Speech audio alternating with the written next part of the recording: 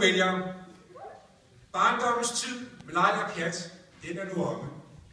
I er blevet voksne, I har rundet de 18, og dermed så har I passeret grænsen, hvorfra I skal regnes som fuldgyldige, myndige borgere i det danske demokratiske samfund. Det giver jer en særlig forpligtelse til, at I sætter jer ind i, hvorledes I tænker og tager stilling til og opfatter, at vores danske velfærdssamfund skal være indrettet, prioriteret og tilrettelagt. Det er... Hvad laver du? Hvad laver du? Det gider vi ikke. Det er for meget der. Bare ud.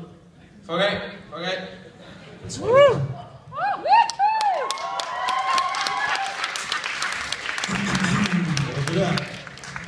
Der er alt for meget snak her. Der har været alt for meget snak her til aften. Hvad sker der? Så står der bare sådan en skærm.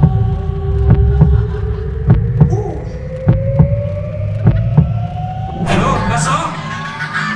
Kommunevalg på tirsdag, stem på Jesper. Støtter de lokale orkestre. Og ved hvordan vi holder de bedste fester.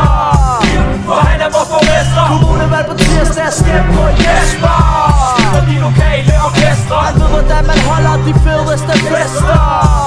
For han er vores borgmester. Og har været borgmester siden 2012. Han vil fortsætte sit arbejde, for han er iskold. Vuggestue, børnehave, skoler, BFO. Han vil sikre unges fremtid, så de kan blive gode.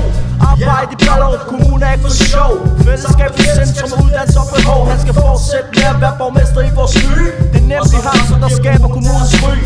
Hvis du ikke ved, hvad du skal stemme, så lad mig give dig et råd, som du sent vil glemme. For Jesper ved, hvad han skal gøre med vores penge, så du ikke behøver at tænke over det, når du går derhjemme. Byrdsøn, han er faktisk ret kvik. De sagde, man ikke kunne blande noget med politik.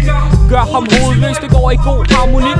Holdningsrap bliver lækkert musik. Kommunevalg på tirsdag, stem på Jesper. Støtter de lokale orkestre. Han ved, hvordan vi holder de bedste fester.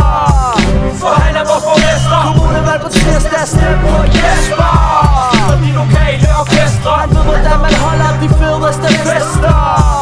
For han er vores borgmester. Synes politik kan være lidt forvirrende, men en ting er sikkert, de gør det ikke på grund af pigerne. Nej, der er vigtige ting at tage sig af. Bedre bolig, bedre by, ja, så kan man ikke klage. Jesper Byrsen, ja, han ved, hvad der sker. Og de unge og dem, der skifter flere. Erfaren herre har prøvet det hele før. Han har styr på sagerne, han ved, hvordan man gør.